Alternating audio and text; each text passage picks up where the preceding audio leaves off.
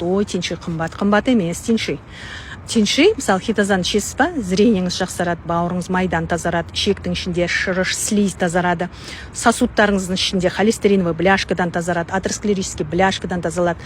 Анау жүрегіңіздің сыртында коронарный майда артериялар бар ма, жүректің өзін қанмен қамтамасыз етіп отырған, соның бәрі холестеринге бітіп қалған қазір современный адамда.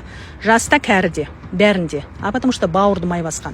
Бауырды май басқасын, ол қан сүзілмейді, дұрыс. Сүзілмеген қанның бәрі тамырға барады. Ол тамыр жүректің сыртындағы коронарный артерияға да барады ғой. Келісесіздер ма? Не бывает так, бір жеріңдегі тамырда холестерин бар, а бір жеріңдегі тамырда жоқ деген болмайды.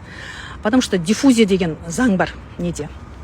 Физикада диффузия құбылысы деген физиктер болса лайк басыңыздар.